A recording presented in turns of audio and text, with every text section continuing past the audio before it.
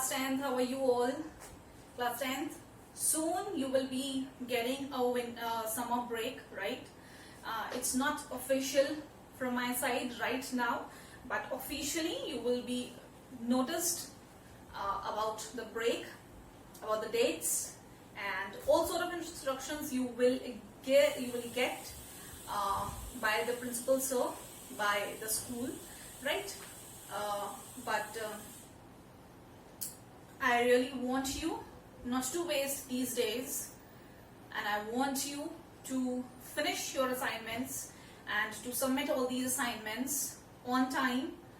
You will get good amount of time, you will get good bunch of days to work on what you have left. Whatever is pending, you will get time. There will be no assignments, there will be no more homework, there will be no more videos for a short time, right? You will get it as a break. So I want you to complete your homework which is left, which is pending, you haven't not even started. Whatsoever default you have, do that, complete that. Second thing, I am not receiving your assignments. If I am receiving your assignments, then the IDs are such that I am not able to make it out whose ID is it, right? I know every one of you, I recognize you because last year also we were there together. This year also we had classes in personal also before the lockdown started. So I recognize you people. So I recognize the IDs also. And the IDs these days are such suspective that they are unknown to me. Thirdly, if you're sending me the assignments, it is incomplete. The pictures are and the images are so blurred, and it is a little difficult for me. It's not possible for me to reply each and every one of you that image is clear or not clear. It is blurred. Everything is hazy. It is not possible for me to reply this to each and every one of you. So before you send me, or when you send me, at least once check that you have sent. Is it sent? The quality is what? If you find that the quality is not that nice, you can send it again. There is no issue. There is no problem. Right? But at least don't get yourselves in the list of those defaulters as you were there last year. And you know that these assignments, they do contain marks. Like last year, you got marks for these assignments, for these homework that you have done.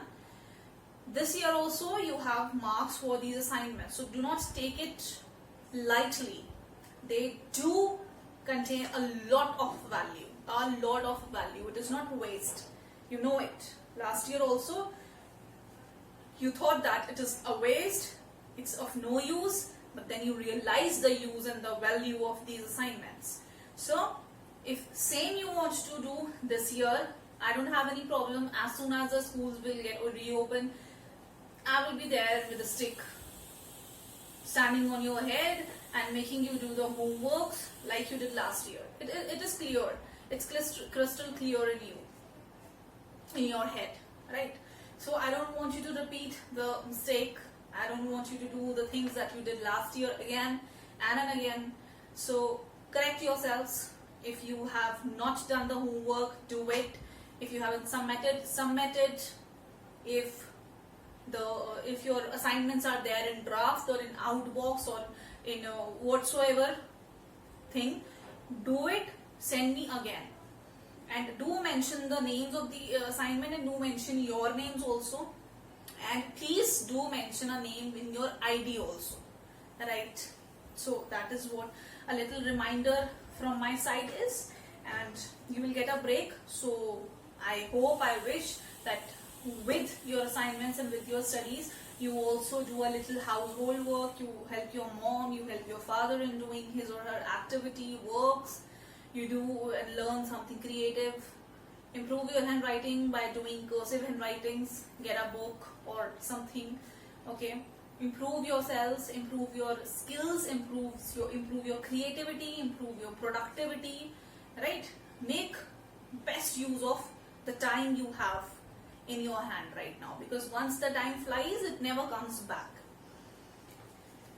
Now, hopping on to the chapter, we were doing demand, we were doing theory of demand. Till now we have done demand, we have done assumptions, we have done expectations, we have done what law of demand means, we have done what goods are, what wants are. Now we are going to do there are three terms that I'm going to explain to you. First is inferior goods. Inferior goods. Second is normal goods.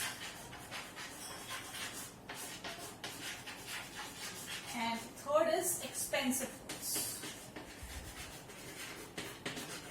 Right, third is expensive goods. Now, first is inferior good. Inferior good means which is of inferior quality. Inferior quality means that once, inferior goods means in inferior goods. I am writing it as IG because it is known as IG. So IG, what happens in IG is, or inferior goods, is that as your income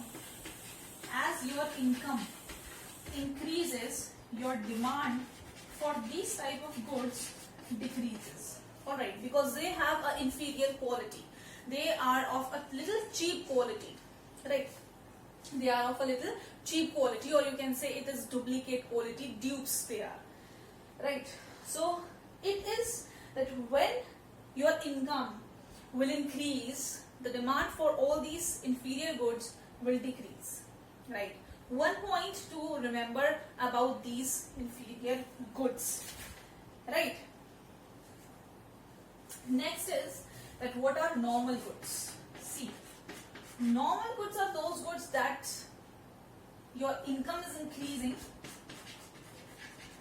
Right? Your income is increasing, but your demand is constant. Right? Your demand is constant.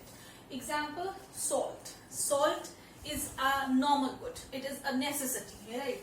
No matter your income increases from thousands to lakhs, if you consume one packet of salt in a month, you will consume one packet only. You will not start your consumption for that particular commodity. You will not start consuming beyond limit. Right? So these are normal goods. Like example, if you are eating 2 chapatis, if you eat 2 chapatis, and if 10 kgs of flour, 10 kgs of atta, if you use per month, even if your income is increasing, you will not spend 20 kgs of flour. Right?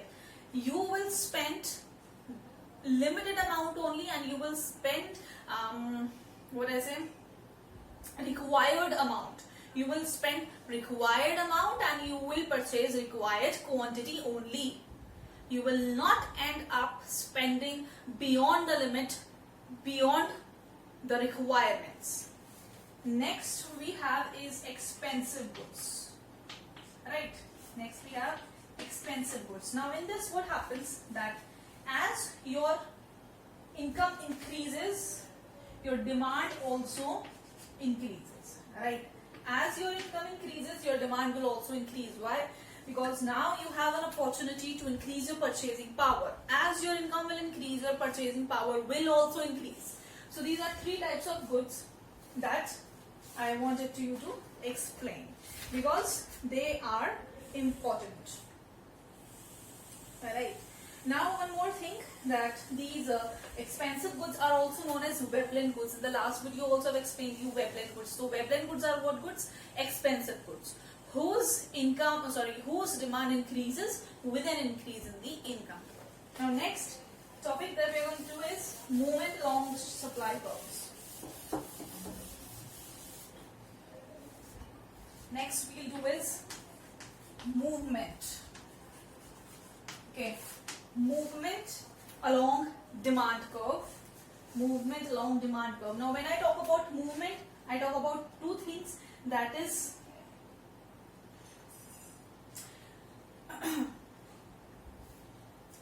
extension and contraction. Now movement along demand curve means extension and contraction. Right? Movement along demand curve means extension and contraction. And there is second thing, that is shift in demand curve. So when I talk about shift in demand curve, I'm writing DC, shift in demand curve. So when I talk about shift in demand curve, in shift in demand curve we have two terms, that is increase in demand, and next we have is decrease in demand. Right? We have two terms.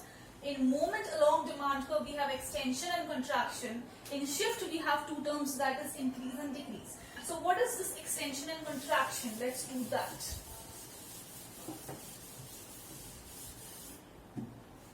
Now see, extension and contraction. Now if I talk about this, right, you have extension means you use extension boards at your home, right, to extend the wire during Diwali. You use extensions. That is what? That is that you are extending something, right? You are extending something. Contraction. Contraction means that something is contracting. It is becoming narrower. It is becoming small, right? Now, extension and contraction. Extension and contraction happens. See, I'll read it to you.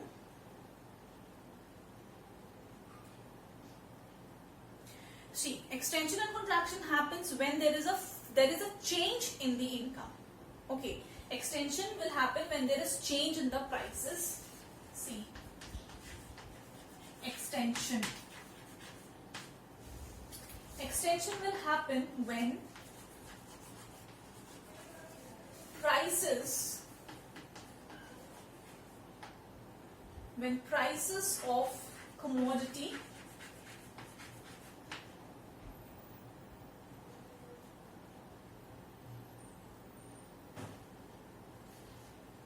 prices of commodity falls, right? Falls, it means decreases. Now this is extension, right? Next we have is contraction.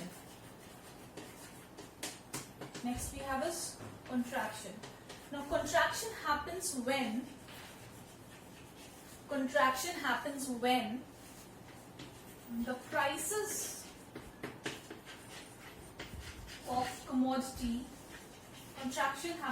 the prices of commodity increases.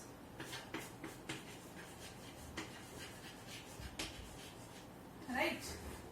Increases, which means that if the prices of a commodity is decreasing, it will extend the demand, right? It will extend the demand.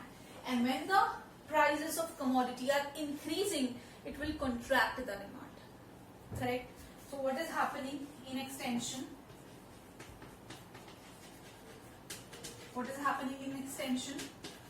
Prices are falling, demand is rising. And what is happening in contraction? What is happening? Prices are increasing and demand is decreasing, right? I'm getting a slide, you can take a screenshot of this.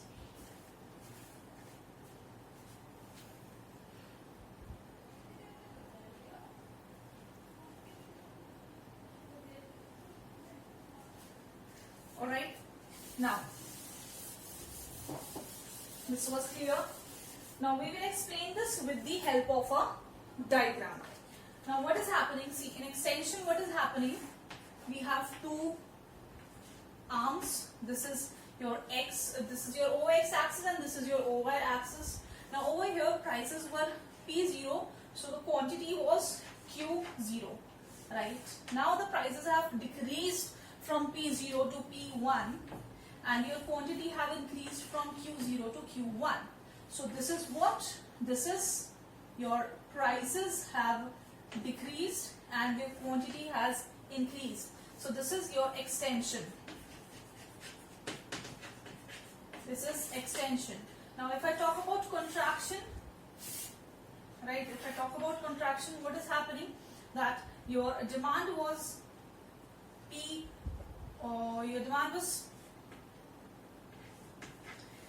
prices were P0, the demand was Q0.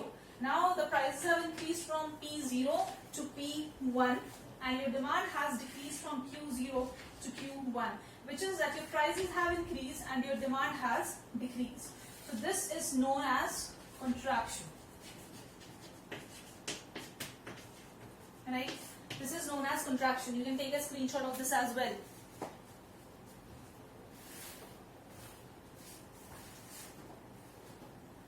Right? So what is happening over here?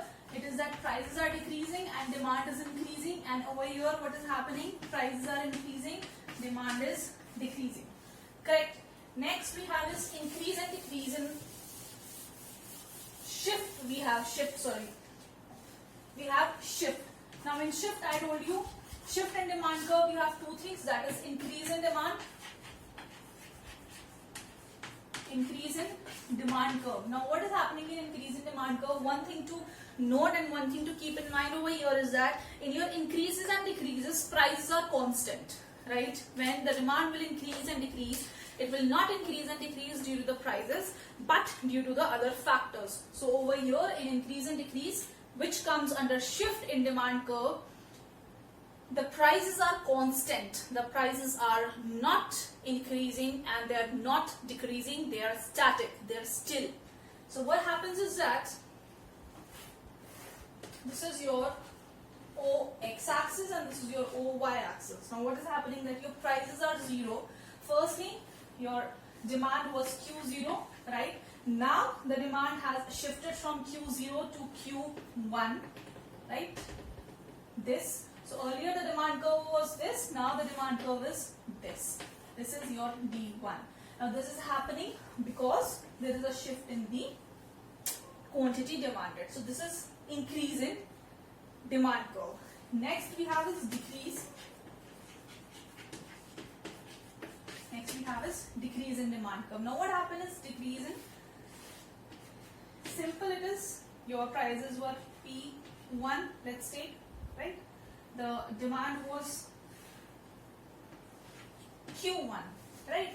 Now because of certain factors, because of taste and preferences, or because of climatic conditions, because of change in the weathers and scissor season, any reason it can be other than price, the quantity demanded, the demand has decreased from Q1, it has shifted from Q1 to Q0, which is decrease. So earlier you had this demand curve, now you have demand curve D1. So this is decrease, right? So decrease and increase becomes under your shift, where prices are constant. You can take a screenshot of it first. Right? So what happens in shift? In shift, increase and decrease is there. In shift, increase and decrease is there. Where what happens in this? Prices are constant. Prices do not change. Prices are static. When the prices when the quantity is shifting from 10 to 20, it means there is a decrease. And when the quantity is shifting from 20 to 10, it means there is a decrease. What happens in movement? In movement along a demand curve means extension and contraction. What happens in extension? Extension and contraction happens because of changes in the prices. Now what happens in extension and contraction? That when the prices are decreasing, and because of the decrease in the price, there is an increase in the demand. So it is extension. Contraction, when the prices are increasing, and because of the higher prices, because of the increased prices, the demand is decreasing, that is your contraction, right? So these were the two topics that we have done. Almost this chapter is on the verge of completion.